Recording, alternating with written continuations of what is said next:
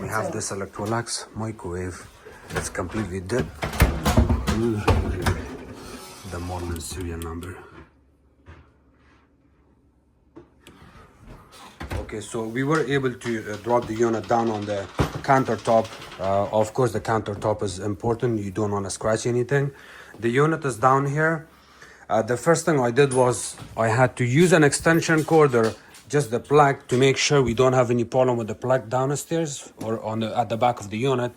Plug it in, check it to make sure we have power, or maybe we have problem with the power. Nothing.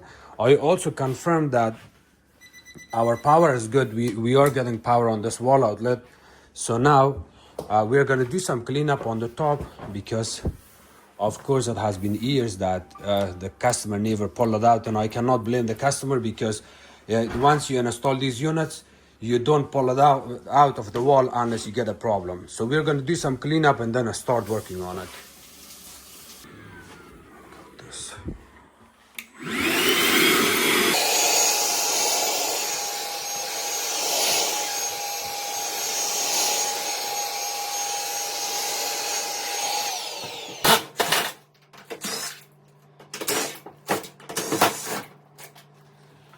We have removed the screws from the top, this side, other side, the top, and then we are gonna, we can actually remove this back too.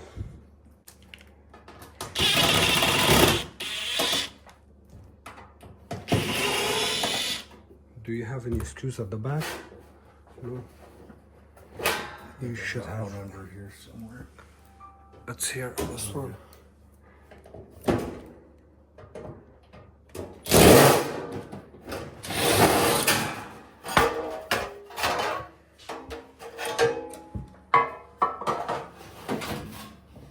Okay, we're gonna vacuum more. Yeah.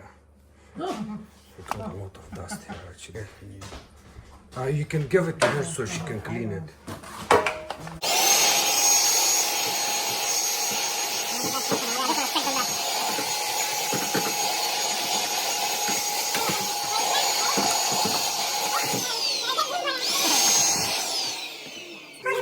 Clean up. Yeah.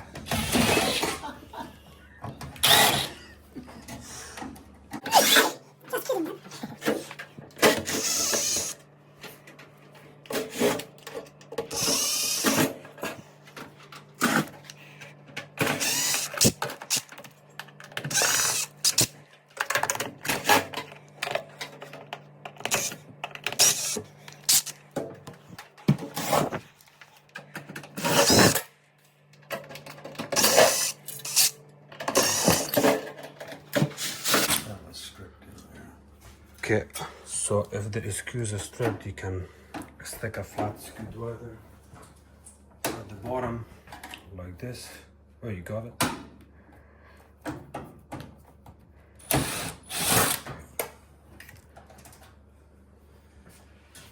Your side screws are out.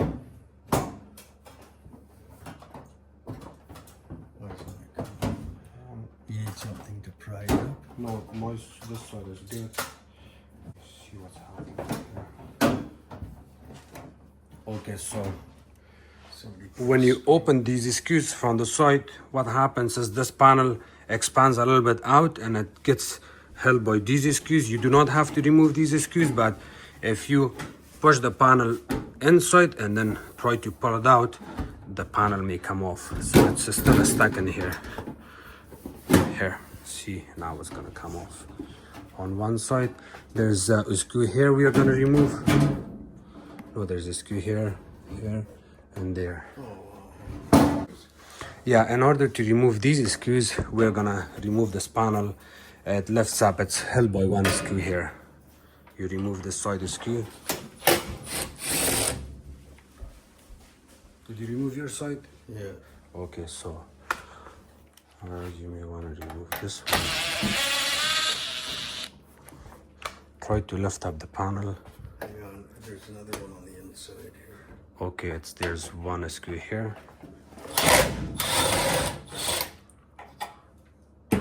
Hold the panel. That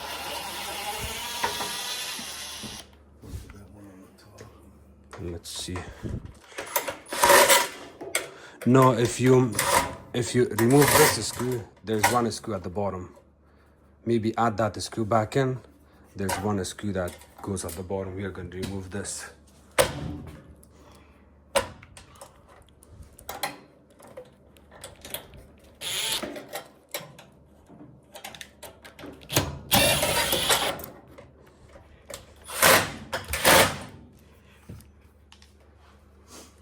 I can't reach this one. You need an extension.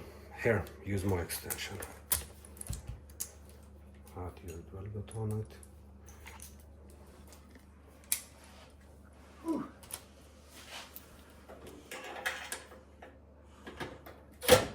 Hold your drill still. You can't. Wait, I'll give you a longer extension. No, it won't matter because that thing's in the way. If you hold your drill straight, it will come out.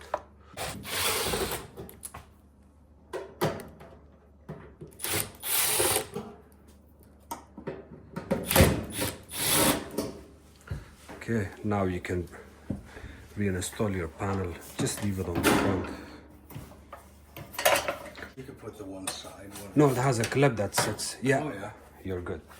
And now you will be able to put the top off. Do you want to clean this, maybe? Thank you. Watch it, it's sharp. Okay. So here's all the bits and pieces here. The first thing we are going to check is there's a fuse in here. This is our noise filter. Before you do anything, we want to discharge the capacitor. To discharge the capacitor, first of all, you want to make sure that the unit is unplugged.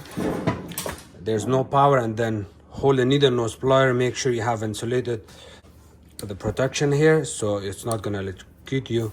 You hold it like this and go back and forth. Just like that. Touch these pins, it's discharged now. And now we're going to remove this slow blow fuse.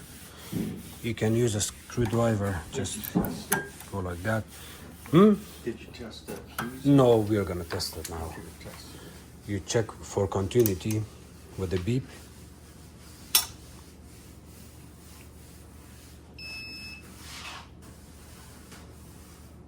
It's dead. Okay, so the fuse is gone.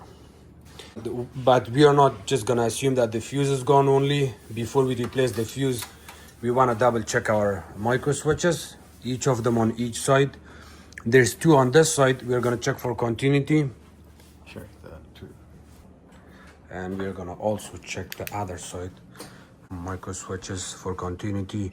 But the problem here is that the customer's complaint was that they ran the oven for almost 1 hour when it blew the fuse, or when the unit went dead completely, because they run it empty for 1 hour.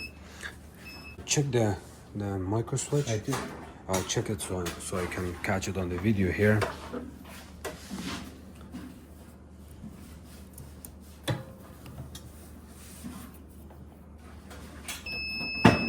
You have continuity. Yeah. When is the door closed now? If you open the door, you should not have any continuity. So that switch is good. Did you test the other one? The bottom one, there's one at the bottom. There. Maybe check that one too. Okay, I will hold it.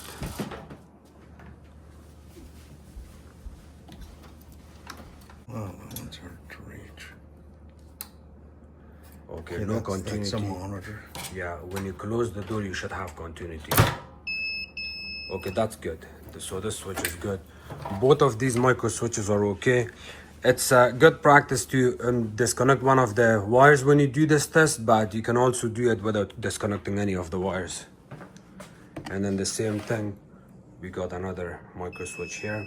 Okay, I'm gonna open the door. That's not good. Close it. Yeah, that's our problem. Okay, so one of our, which switch was that? The top one or the bottom one? Okay, I gotta check the other one too. Make sure. check that one too. Okay, open it. Okay. Yeah. You have continuity? Hang on, Maybe hold it tight.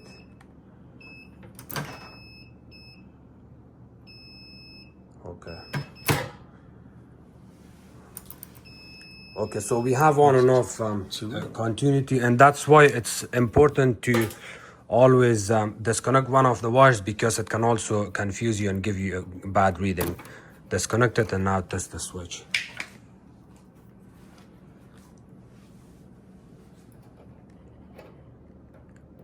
No continuity? Okay, I'm gonna open it, I should have. Okay, that's good. Hang on, why is it so itchy? Good. And when I close the door, I should not have any continuity. Okay, that switch is good. And now, because we got a bad reading from the bottom switch, we're gonna try the same thing.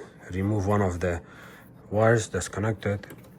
Only pull it from the connector, not from the wire. And then we are gonna do another test again. Okay, so we have continuity. No continuity. So this one was also a fault reading we were getting, because the wire was connected in it. So I can see that the only problem we have here is the 20 amp slow blow fuse, which is this one.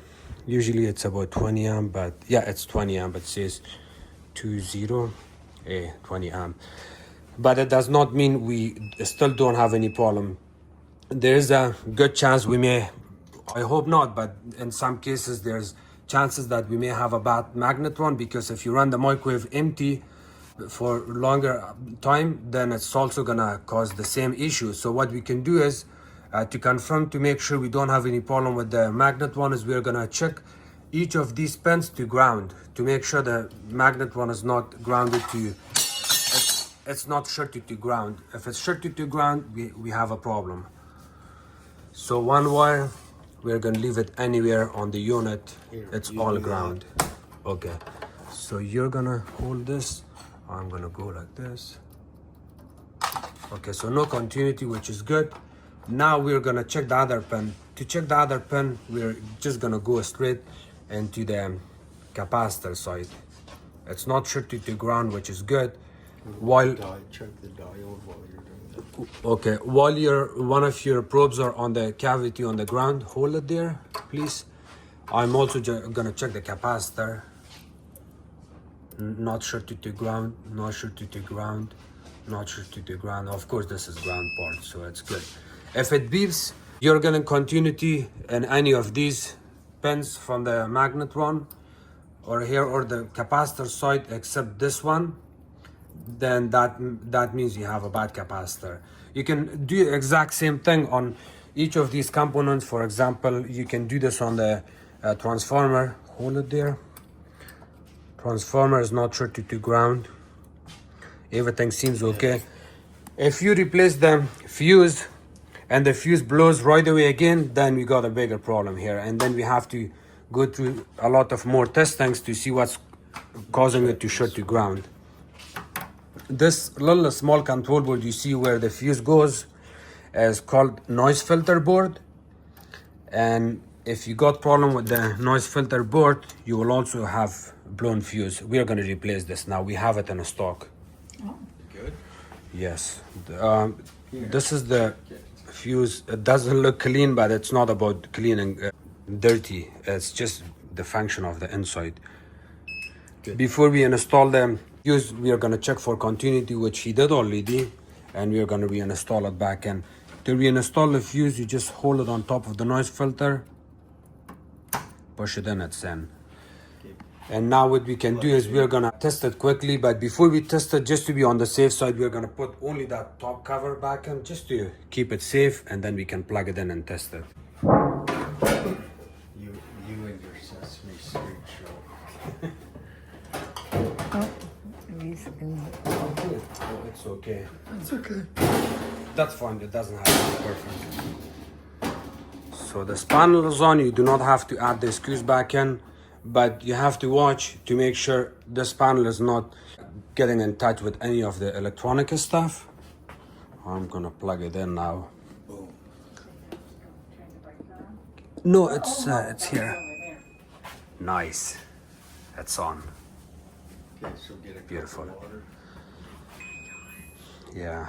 Oh, you want to shut the water? So what we can do is we're gonna open the door, and again, if you open the door and it blows the fuse, which it doesn't, but in some cases it does, then that means we may have a still problem with the door switches. Even we tested them, and the door switches showed that they passed the test, but it does not mean that the door switches are not good. So we're gonna slowly open this, and we are gonna run it for 60 minutes again.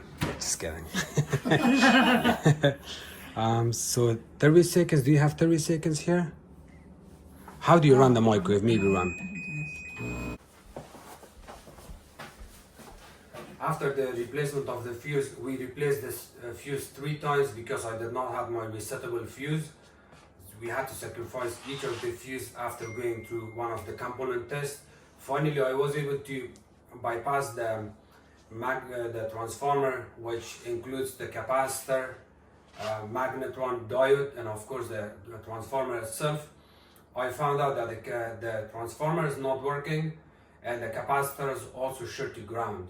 These 2 parts need to be replaced. I have the part number. Unfortunately, these parts are no longer available. If you really like the oven, the microwave, you can get away with a substitute number that you can find from internet, but I was able to find the part number from eBay and Amazon and different sites. I asked the customer to take pictures of those and order it. Once the parts are in, I will come back and take care of this. In the meantime, the customer can use the unit. They will be able to use it as like an oven, but they cannot use it as a microwave because I bypassed the transformer on it. So the microwave part is not going to work. The capacitor is 0.93 microfarad. That you can find this capacitor from a lot of microwaves. The part number for the capacitor is 53044705539, and the transformer part number is 53044705538.